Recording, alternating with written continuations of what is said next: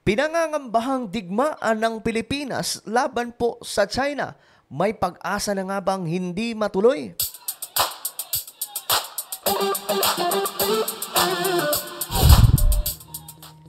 Hello guys, magandang oras po sa lahat ng mga kababayan natin, especially yung mga solid sangkay dyan na talagang hindi nagsasawang sumuporta at manood sa gina-upload natin mga video. Bago tayo magsimula, guys, pag-subscribe po muna yung ating YouTube channel. Yung mga hindi pa po nakakapag-subscribe dyan, na lagi pong nanonood dito, ngayon yun ang gawin. I-check nyo sa ibaba, may subscribe button dyan. Pindutin nyo po yung subscribe, pindutin ang bell, at pindutin nyo po yung all. Sa mismong video na to, ito mismong pinapanood nyo. Ulitin ko, i-click nyo po yung subscribe button na makikita sa ibaba, i-click ang bell, at i-click nyo po yung all. At kung kayo ay nanonood sa Facebook, huwag nyo pong kalilimutan na i-follow ang ating Facebook page. So, eto na. Eto na, arangkada na po tayo. Ang tanong kasi, matutuloy nga ba? Kasi, pinangangambahan actually ito ng marami na baka mangyari itong digmaan ng Pilipinas at China. Pero mukhang malabong mangyari, no? Dahil ito ang balita. President Marcos Jr. makikipagpulong kay Chinese President Xi kaugnay ng tensyon sa West Philippine Sea. Ang maganda dito mga sangkay na tanong, sino ang makikiusap? Si President BBM o President Xi ng China? Kasi talagang walang may nagpapaawat dito mga sangkay. Tama lang din naman na hindi tayo magpaawat. Nakita naman po natin na sobrang lapit ng teritoryo natin sa talagang pasok na pasok sa Philippine Exclusive Economic Zone. Tapos sinaangkin po yan ng China. Ito, panoorin po natin ang balita. Well, anong partikular na mga issue sa rehiyon ang tatalakayin ng dalawang lider? Yes, Ella, sentro pa rin ng kanilang mga pag-uusapan ang ukol sa tensyon sa West Philippine Sea. At ayon kay Pangulong Marcos, ito ang kanyang tatalakayin sa bilateral meeting nila ni Chinese President Xi Jinping sa sidelines ng Asia-Pacific Economic Cooperation Summit dito sa San Francisco, California. Grabe yan, no? Siguro, ano kaya yung niyan, mga sangkay, pakiramdam ng una nilang pagkikita ngayon? Ay, hindi una. Kumbaga, sa kanilang pagkikita ngayon na mayroon na pong nabuong tensyon ang Pilipinas dyan po sa West Philippine Sea. Partikular kung paano mapahuhupa ang tensyon sa West Philippine Sea. Yan, maganda pag-usapan kasi hindi po talaga natin kailangan pumasok sa digmaan na yan. Ang problema kasi dito, ito lang, ang problema kasi dito, itong China, magulo to kausap eh. Okay nga yung kausap, tapos maya-maya may mga haras na naman dyan sa teritoryo natin. Ay, naku po.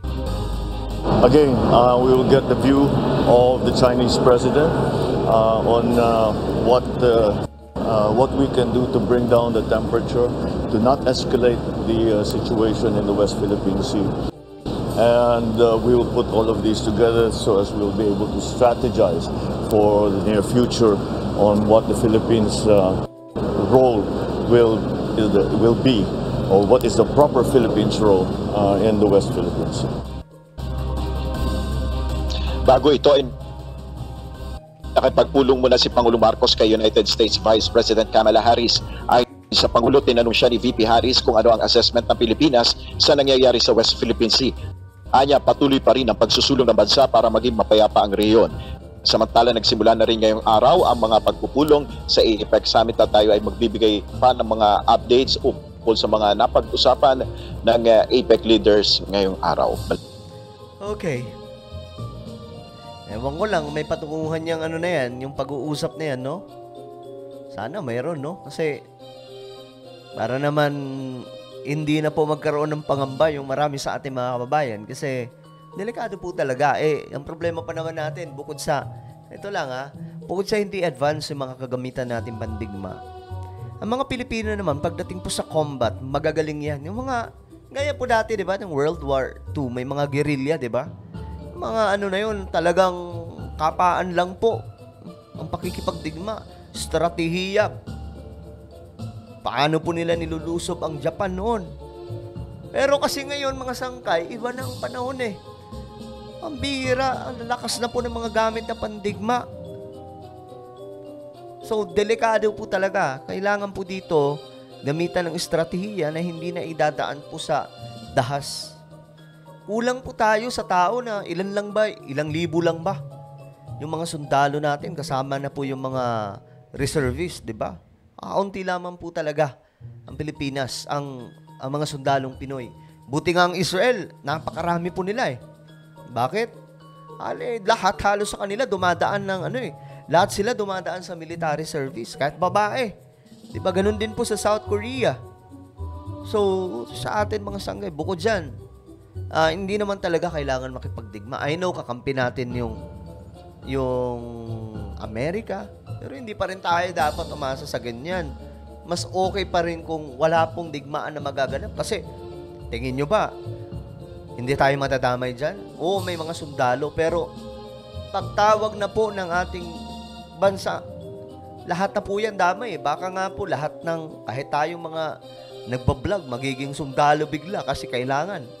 Diba? Ganun po ang mangyayari kasi pag digmaan na po talaga, kagaya po ng nangyayari sa Ukraine at Israel. So, sana po mga sangkay, ma-resolba ng ating presidente at the presidency. Balikan po natin ang ulat kaugnay sa napipintong pagkikita ni na Pangulong Bongbong Marcos sa Chinese President Xi Jinping. At live mula sa San Francisco, California, nasa frontline ng balitang yan si Maricel Halili. Maricel, balitaan mo kami ng update pa sa nagpapatuloy na APEC Summit dyan. Doon pala yung naging venue sa San Francisco, California.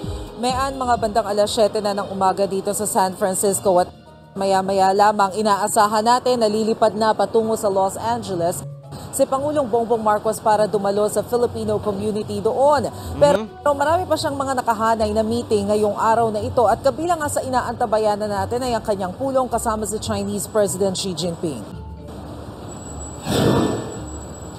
Sa sentro sa umiinit na tensyon sa West Philippine Sea, ang magiging usapan ni na Pangulong Bongbong Marcos sa Chinese President Xi Jinping.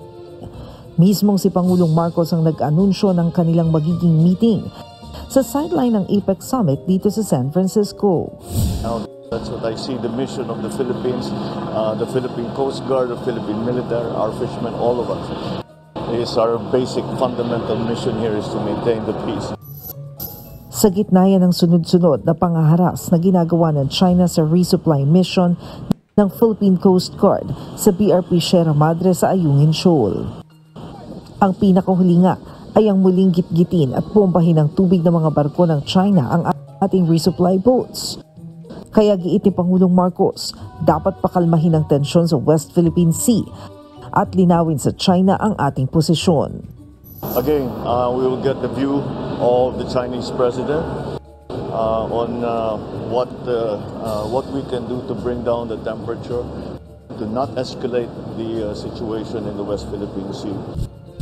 Napag-usapan din daw ang isyu sa agawan ng teritoryo sa naunang pulong ni na Pangulong Marcos at US Vice President Kamala Harris kahapon bago ang APEC Summit. Mas okay pa ako mga sangay, mas okay pa kausap itong presidente, Vice President ng US. Kasi si Biden mga sangkay, ulirat na po lagi. Dala na rin po siguro sa katandaan. Tanda na po kasi talaga.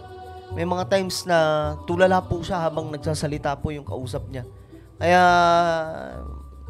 okay to. Kasi ang Vice President, nasa ayos pa po yung kanyang kaisipan when it comes to global issues.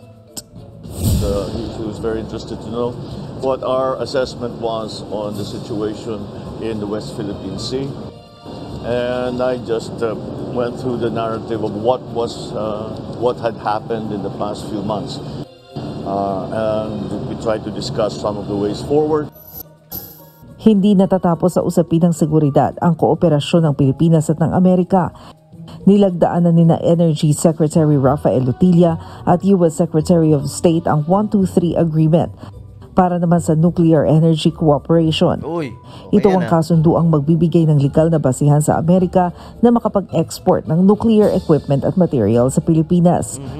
Matatandaan sa kanyang unang SONA na nawagan si PBBM na pag-aralan ng posibilidad na ma-develop ang nuclear energy sa Pilipinas bilang tugon sa pagtaas ng demand ng enerhiya. We see nuclear energy becoming a part of the Philippine energy mix by 2032. And we would be more than happy to pursue this path with the United States as one of our partners. Dumalo rin ang Pangulo sa APEC Leaders Informal Dialogue at Working Lunch kung saan hinikayat niya ang APEC members na palakasin pa ang economic at technical cooperation para matiyak ang green energy solutions. So, ayun nga mga sangkay, tingin nyo ba sa pag-uusap ni President BBM at President Xi, magdudulot po ito ng magandang resulta dyan sa West Philippine Sea? Tingin nyo ba mga sangkay, tingin nyo ba magiging kalmado na po ang situation pagdating po sa karagatan dyan po sa West Philippine Sea? Kasi until na mga sangkay talagang may tension eh. Mainit po talaga yung tension ng Pilipinas at China. And anytime, baka, wag naman po sana. That's why we have to pray for our country. Okay? Panalangin po natin ang ating bansa, ang mga leader po natin, na naway, hindi po umabot sa digmaan. No? Ano po ang inyong komento? Just comment down below. Now, I invite you, please subscribe. Ito po yung isa kong YouTube channel, Sangkay Revelation. Hanapin nyo po ito sa YouTube. Then click the subscribe, click the bell, and click all. Ako na po yung magpapaalam hanggang sa muli. This is me, Sangkay Janjan. Palagi nyo pong tatandaan that Jesus loves you. God bless everyone.